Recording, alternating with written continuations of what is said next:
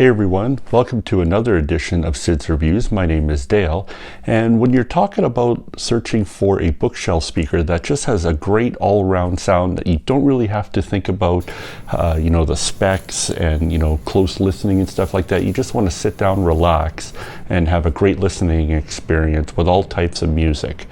Could this be it? Could this be the speaker that delivers all that promise? This is the Kef R3 Meta. Let's get into it.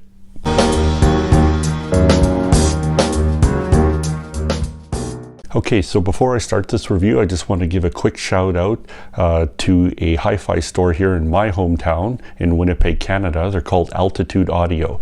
They provided me with this sample here of the Kef R3 Meta speakers, and I'm receiving no promotional pricing, anything. These are not free. I have to give them back. I'm just doing my review, just giving them my thoughts and giving them back to me. But I figure since they let me borrow it for well over a month, that I should give them a shout out. They do have a website, so you can check them out. I'll link the website here below at Altitude Audio.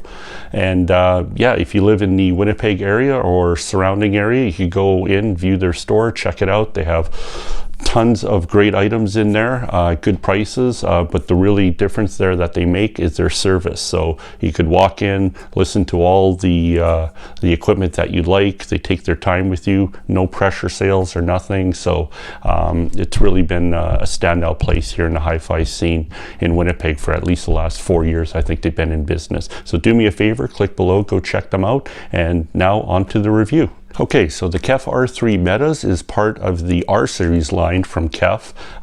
The line consists of 3 floor standers. So they have a very large R11 floor stander, followed by the R7, the R5, these bookshelves here, which are the R3.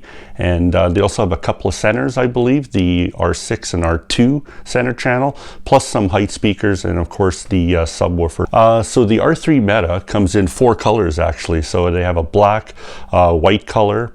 This one here is walnut, and they also have a very nice finish, which is actually my personal favorite, which is, I think it's called blue indigo or something like that. So yeah, really nice finishes here on the R3 Meta. The tweeter is a 1-inch aluminum dome tweeter with, of course, that matte technology, that Meta technology, which I'll speak about more later on in the review. In the mid here is a low and mid frequency driver, and it's kind of a 6.5-inch hybrid aluminum dome bass driver. That's it. The specs are on the speaker. It's a 4-ohm speaker, so keep that in mind when pairing it with a amplifier. It needs to be rated for 4 ohms to have it sound good. The sensitivity on the speaker is 87 dB, so it needs, when you pair it up with an amp, needs to have a little bit of power to really make it drive well. The weight is very hefty. It's almost 28 pounds, 27.3, I believe, to be precise. So when I first picked them up, I was surprised at how heavy this speaker is. So usually when it's a heavy speaker, that means the cabinet here is really well made, and this one certainly is. Okay, just looking quickly at the back here of the Kef R3 Metas. As you can see, there's a back port here, and I believe it gives you material here if you want to plug in the port in case you want to tighten up the bass a little bit or control it better. And then you can see there's some very nice binding posts here. So you have the high frequency and low frequency, and then these dials here, instead of putting a metal plate on it, which you have to remove, these you just move either to the left or to the right. So if it's all the way to the right, and then you just wire them just regularly, and then you turn it all the way over here if you'd like to by wire the speakers. Okay, so let's talk about the sound of these speakers. To me, this is like overall presentation. I think it's a very well-rounded speaker. Let me go over the individual sounds, starting with the bass on this speaker. So the bass, I think it goes fairly deep, but not as deep as some other bookshelf speakers that I've heard. Probably also depends on what amp I'm using. The amp that I paired it with for most of my listening was the Unico Primo amp, which is rated, I believe, 80 watts per channel. So I think it was good enough power to definitely drive the most out of these speakers. So I would say the bass is like, it's nuanced, textured, but what bass it does have is, to me, it's very satisfying. But if you really wanted to drive drive the bass out of the speaker, it doesn't go quite low enough. So for anything like, let's say, hip hop or dance music, electronic music, you're probably going to want to pair it up with a subwoofer. But for most, kind of everyday type songs, so anything like jazz, classical, a lot of rock songs, I don't think you need that much deep bass on it. So I think for the most part, most people probably won't pair it up with a subwoofer, but just to get the real bottom end, you definitely do need a subwoofer though with it. The tweeter on this, so the tweeter is one of the stars of the show because it has that Meta technology on it. So that Meta technology, that's derived from the Kef LS50 Meta. I believe that's the first one that had that technology. Then they started putting on all the R series speakers for this line. So that Meta technology, to me, I'll show it to you on the graph here, was basically like a kind of a waveguide maze type thing that's built on the inside of this tweeter. You don't see it obviously, but what that does is it disperses all the high frequencies, and I think what the bottom line goal of it is that it gives you all kinds of detail into the music, all the highs and little subtle sounds and stuff like that that you would normally hear, but without it being fatiguing at all. So what the Meta technology does is it gives you lots of detail, lots of information, but it does it though without stretching anything so far as to give away any semblance of fatigue in it. You could easily listen to these speakers on a listening session for hours on end without even thinking of anything like that. It just presents you the details in such a natural type way, and it's really incredible how it does that, and you can really hear it, especially if you've never heard Meta technology. You should definitely check it out. Okay, the mid-range on the speaker I think is the star of the show for myself anyway. The voices sound very natural, without any coloration that I can detect. The female and male vocals were clear and lively, even with complex passages of music that you listen to. So they just present it so very well in the mid-range, and I think that has definitely a lot to do with how this tweeter and this mid-bass driver work together. So it's really something that is a special experience. And the price point, just to get that out of the way for these speakers. So in the US, these retail for $2,200 US a pair. And up here in Canada, they're about $3,000 a pair. Okay, so now I'm going to do a couple of comparisons for these speakers. So I chose a couple of speakers that are around the same price range as it. And I'll start with the the Triangle Comet 40th anniversary speakers. So compared to the Kef with the triangles, I found that the triangles are about the same price. So I think they retail for about $2,200. To me, the triangles, they have definitely, to me, a nicer, classier look to them. I mean, I love that kind of glossy finish with kind of the wood grain built in and stuff. I think they're very, very nice and elegant looking speakers. These are no slouch either. I do love the way these look, but I think the Triangle Comets, in my opinion, I think they're a little bit nicer speakers. As far as sound goes, they're very similar, except for the tweeter on the Comets has that kind of that horn tweeter onto it, which presents the music in a more lively and forward way compared to the Kefs, which are kind of a little bit more laid back and very relaxed sound. Those can be, depending on how you angle them. If you angle the tweeter more towards at you, I'm talking about the triangles, it could definitely be, very lively and sometimes maybe even a little bit too much. But if you face them a bit forward, that it does relax the speaker in that way and still gives you plenty of information. That's the biggest difference, right? I think the tweeter on the Triangle Comets is definitely just a little bit more lively, gives you more of that information, and sometimes that could be too much of a good thing.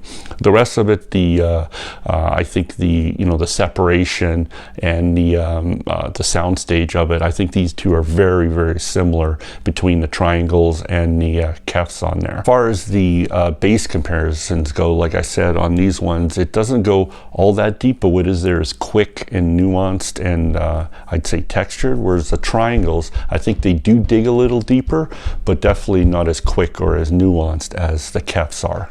And also comparatively with the Kefs and the triangles are definitely a little bit easier to drive. So they do have a higher sensitivity. I believe they're 91 dB compared to these being 87. These are a 4 ohm speaker and the triangles are an 8 ohm speaker. Okay, and the other comparison I wanted to make for the two speakers is the Kef versus the Audiophysic Classic 3 bookshelf speaker.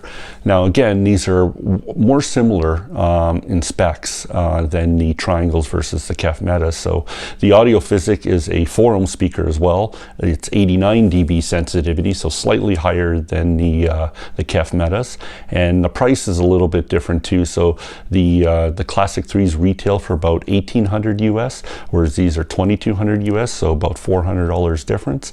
Definitely the Kefs are the bigger speaker in physical size. The woofers I believe are about the same at 6.5 inches, and the Classic 3 has a 1-inch soft dome tweeter, where this is the Meta 1-inch aluminum hybrid tweeter. So sound-wise, I think that the one thing that surprised me about the Audiophysic Classic speaker, just because it was a smaller speaker, it did produce a lot of bass, probably the deepest bass out of all three speakers, and it was quick too, and it was a very nice bass sound. Now, as far as the rest of it goes, like the top end, the high frequency, I think the Kefs were slightly better in that factor, just because of the Meta technology. Again, gave you a lot of detail, and it was dispersed really well, as a larger sweet spot, I think, into the Kef R3 Metas versus the Classic 3s. But they both give a lot of information, just that I think the Kefs kind of relaxed it more, so there wasn't as any kind of little peaks or anything like that. So I'd say the Kefs had a slightly better presentation of the treble for it. And then the mid-range, I think, were very, very close. They both gave a natural sounding mid-range, whether it's female or male voices. I liked them both. I couldn't really give a nod one way or the other. Soundstage and imaging, again, I thought they were very good, with perhaps the Kef slightly more of a better soundstage, I guess, with kind of placing the instruments and stuff like that. I think it was a little bit better presented, but the Audiophysics were no slouch either, and in their $400 difference, so you get them for $400 cheaper, and you still get a really high quality sound too with the Audiophysic Classic 3. And the Audiophysic Classic 3 is a German speaker made in Germany, whereas these are made in China, but very good quality though with it, so I wouldn't really take that as a deterrent at all. Okay, so what are my final thoughts on the Kef R3 Metas? Well, let me tell you, this is one speaker that I think a lot of people would enjoy. Like, whether you listen to classical music, jazz, country, perform well with rock. The only thing that I don't think that many people would like with it, just because it doesn't reach total those deep frequencies, would probably be like electronic or house music, because I still think you need a subwoofer, which I think you do with most bookshelf speakers, just to reach those definite low-end notes that some people enjoy. But as far as the jack of all trades, I mean, hey, let's face it, it performs well with many amps. You don't need too much power. I would suggest that the minimum integrated amp that you'd put with it is at least 50 watts per channel. If you could get more, it would drive it a little bit better, but at least 50 to, I'd say, 150 watts. Mine's 80 watts, a Unico Primo. I think it drove it really nicely, presented the music very well with it, and yeah, it's just one of those all-rounders, with that Meta technology and stuff. I think it makes good recordings sound really good, and even poor recordings sound very acceptable as well. So even if you have like an old collection of music that doesn't sound very good, these will present it in a way that won't be harsh. It'll just kind of deliver it naturally, but it doesn't give you any kind of fatiguing or semblance to anything of it because of the Meta technology. So it's really great for for that. 2,200 US a pair, or about 3,000 Canadian. I know it's not the cheapest speaker around. You know, there's a lot of speakers out there for, you know, $500 to the $1,500 range, but it won't give you kind of the all-around refinement and looks and build quality that this one does.